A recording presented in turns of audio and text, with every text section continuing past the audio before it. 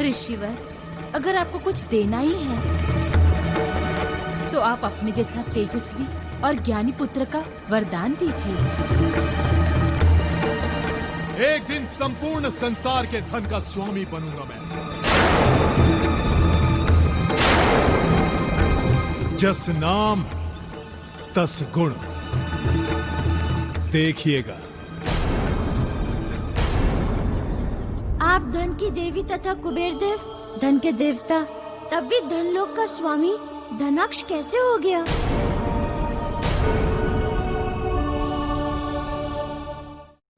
आपके अन्याय के प्रतिशोध में मैं उस कुबेर का अस्तित्व मिटा दूंगा।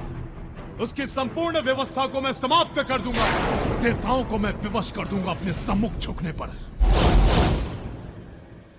आप धन की देवी तथा कुबेर देव, धन के देवता, तब भी धनलोक का स्वामी धनाक्ष कैसे हो गया? इसका कारण है वे नवरत्न। नवरत्न? हाँ मारुति, नवरत्न।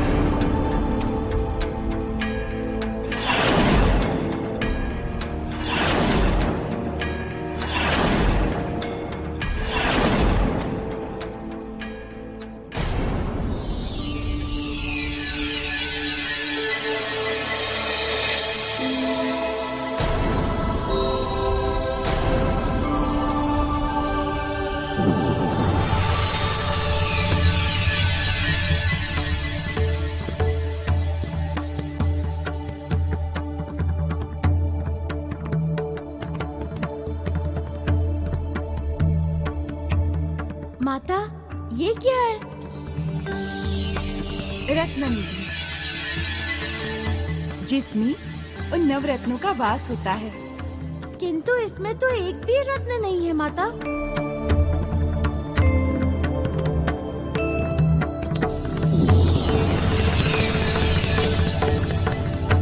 कहाँ है सभी रत्न?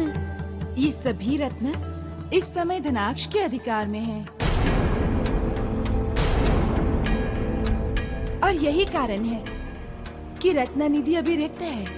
किंतु ये कैसे संभव है माता? उसके पास इतनी शक्ति थी। हाँ हनुमान, ये उन नवरत्नों का ही प्रभाव है, जिसकी शक्ति के बल पर आज धनाक्ष धन का देवता बनने को अग्रसर है।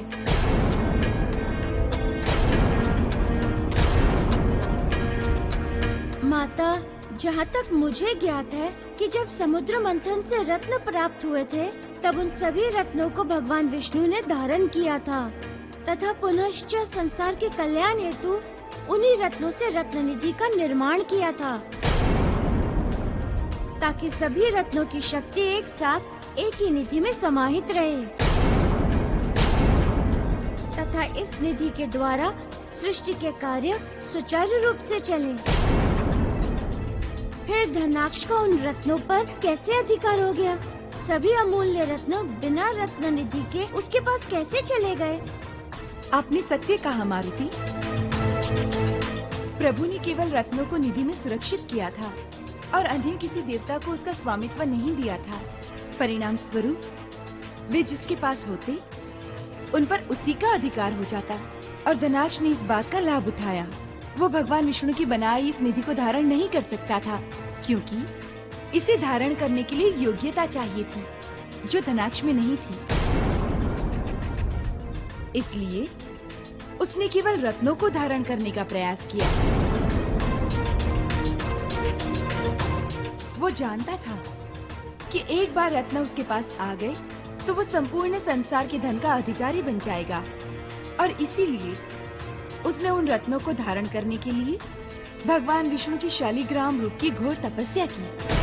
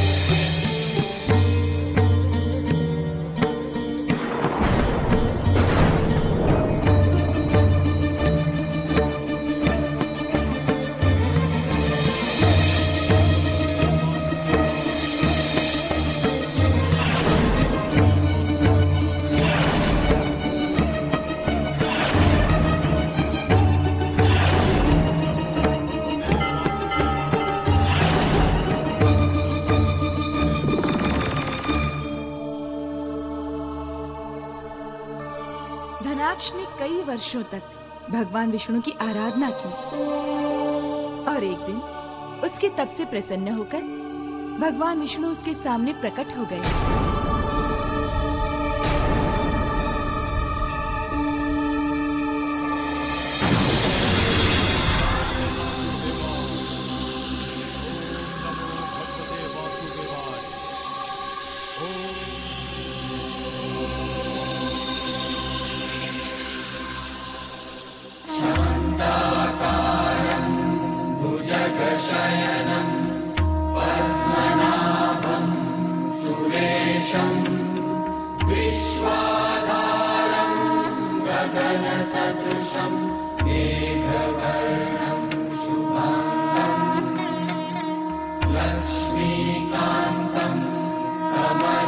धनाक्ष, मांगो, तुम्हें क्या वरदान चाहिए? प्रभु, मैं संसार के धन का देवता बनना चाहता हूं। मुझे संसार के धन का देवता बना दीजिए। नहीं, ये संभव नहीं है, क्योंकि धन की देवी लक्ष्मी ने पहले ही कुबेर को धन का देवता निर्धारित कर दिया है। तुम कुछ और मांग सकते हो।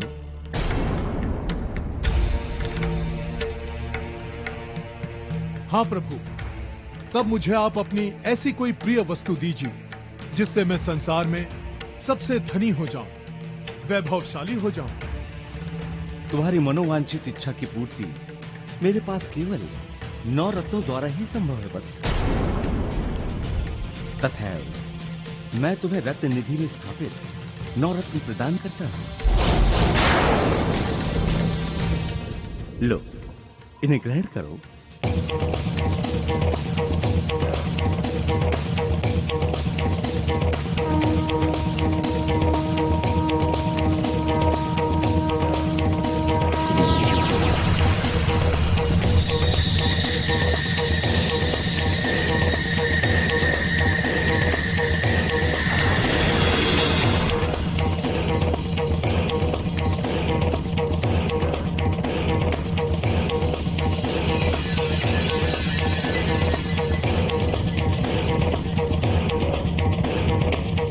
धनाक्ष, ये रत्न संसार में शुभ एवं मंगल कार्यों के लिए है।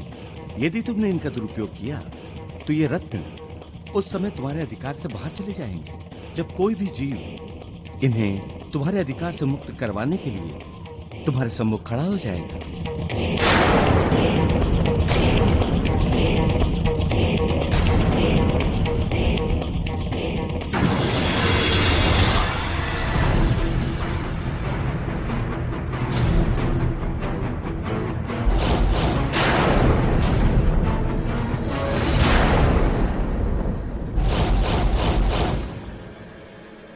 अब मैं इन रत्नों की शक्ति के द्वारा संसार में धन का देवता बनूंगा।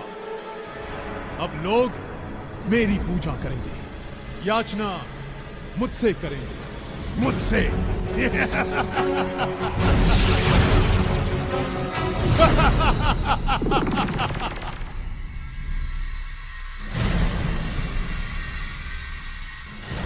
इस प्रकार सारे रत्न धनाक्ष के अधिकार में चले गए। वो उनका स्वामी बन गया तथा आज वो इतना सामर्थ्यवान हो गया है कि देव कुबेर भी उसके समकक्ष नहीं है। वो इतना वैभवशाली हो गया है। माता, उन रत्नों को उसके अधिकार से मुक्त कर उन्हें सुरक्षित करना अति आवश्यक है, ताकि कोई दूसरा उनका दुरुपयोग न कर सके। अब मुझे आज्ञा दीजिए माता। जय बजरंग बली, जय बजरंग बली, जय बजरंग बली, जय बजरंग बली, जय बजरंग बली, जय बजरंग बली, जय बजरंग बली, जय बजरंग बली, जय बजरंग बली, जय बजरंग बली, जय बजरंग बली, जय बजरंग बली, जय बजरंग बली, जय बजरंग बली, जय बजरंग बली, जय बजरंग बली, जय बजरंग बली।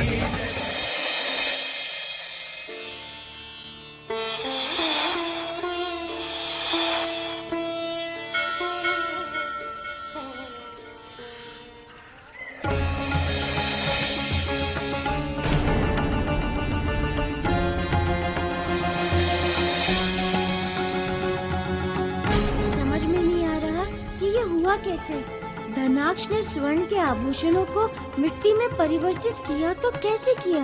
हो न हो उसने किसी रत्न की शक्ति का दुरुपयोग किया है।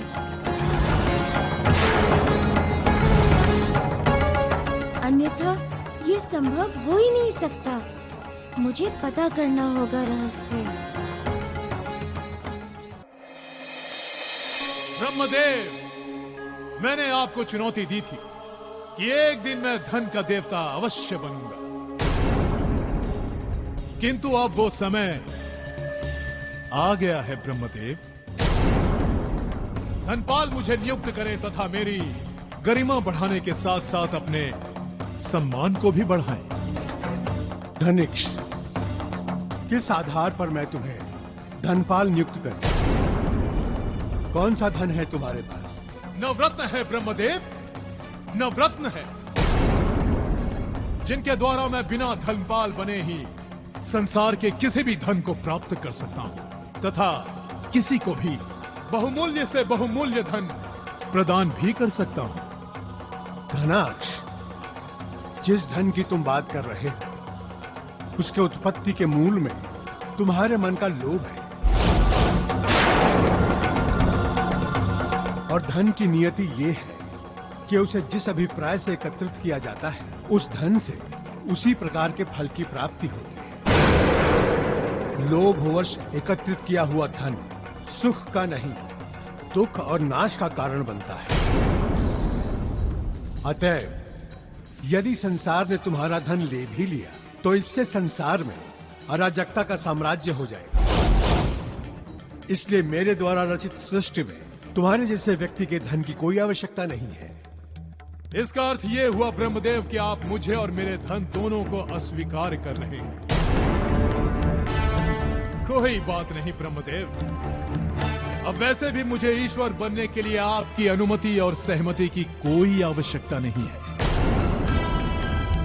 अब पृथ्वी के मनुष्य ही मुझे अपना ईश्वर नियुक्त करेंगे तथा अपना देवता मान मेरे सम्मुख अपना शीश झुकाएंगे।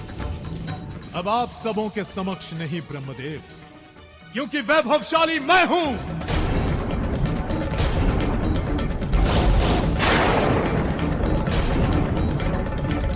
सिर्फ मैं।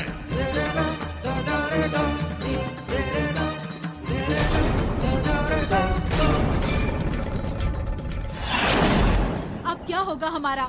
धन के अभाव में अब हमारा जीवन यापन कैसे होगा? संसार की तो अर्थव्यवस्था ही बिगड़ गई है। अब इस दुर्दिन अवस्था में कौन हमारी सहायता करेगा? क्या होगा?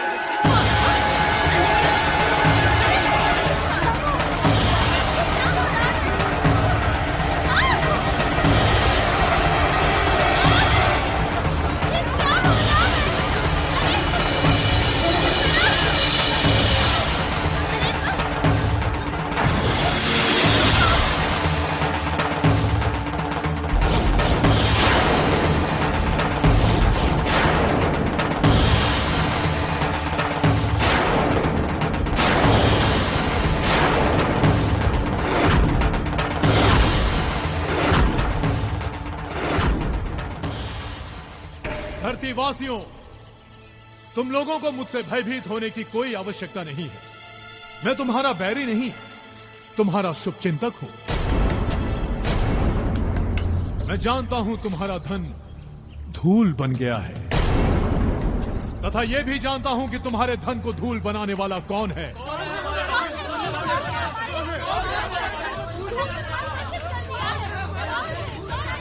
तुम्हारे धन का देवता कुबेर।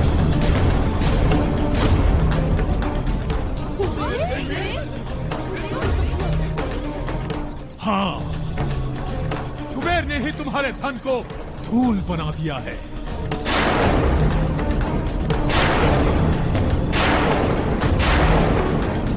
वही है तुम्हें धनहीन करने वाला।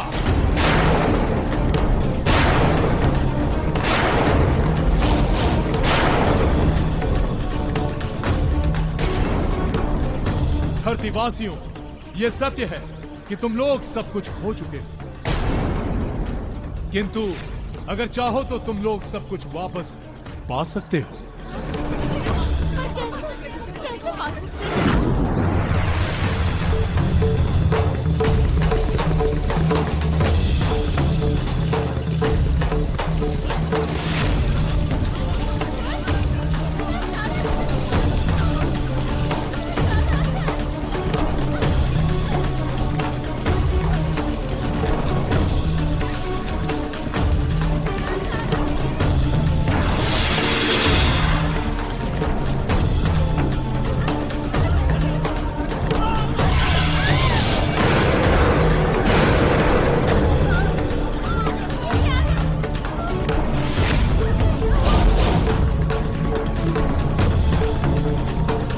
ये सब धन तुम्हारा हो सकता है। मैं कुबेर से अधिक धन तुम लोगों को दे सकता हूं, क्योंकि धन देने वाला शक्ति स्वरूप नवरत्न मेरे अधिकार में है। किंतु तुम लोगों को मेरी एक बात स्वीकार करनी होगी। तुम्हें कुबेर को अपने घरों तथा मंदिरों से बाहर निकालना होगा और धन का देवता मुझे स्वीकार करना होगा, अर्थात धनाक्ष को।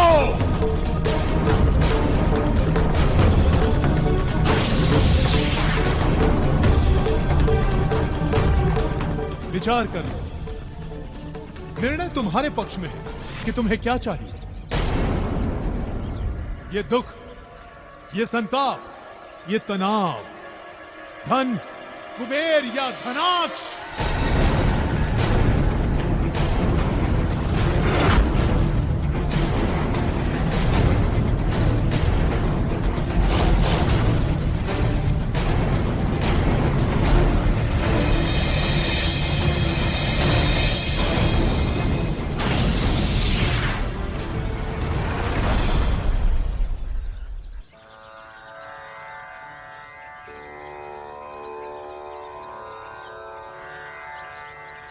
प्रभु,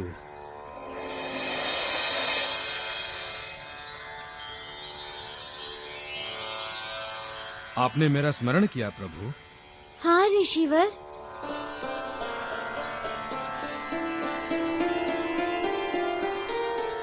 आज्ञा प्रभु। ऋषिवर, संसार में बहुत बड़ा अनर्थ घटित हो गया है। मैं अवगत हूं उस घटना से प्रभु।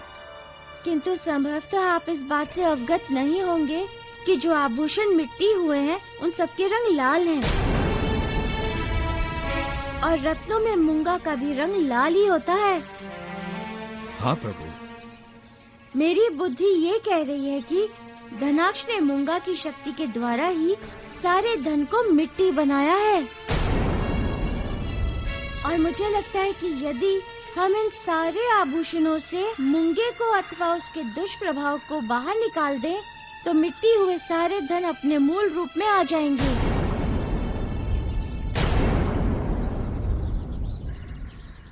सत्य कह रहे हैं प्रभु। तो क्या कोई विधि है मूंगे को अथवा मूंगे के दुष्प्रभाव को बाहर निकालने की? मूंगे में अग्नि के समान तेज होता है प्रभु। उसे वश में करने हेतु ऐसे ही किसी रक्तिम अथवा प्रचंड अग्नि को धारण करने वाले तत्व का प्रयोग करना होता है। तो वो ऐसा कौन सा तत्व हो सकता है ऋषिवर? प्रभु, वो तत्व है मंगल। मंगल? हाँ प्रभु, मंगल।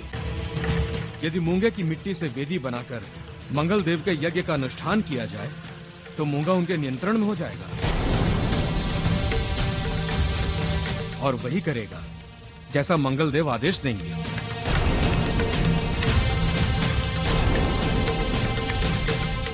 ऋषिवर, इसके लिए मुझे क्या करना होगा? प्रभु, आपको सर्वप्रथम समुद्र तल में जाकर मूंगे के जन्म स्थान की मिट्टी लानी होगी।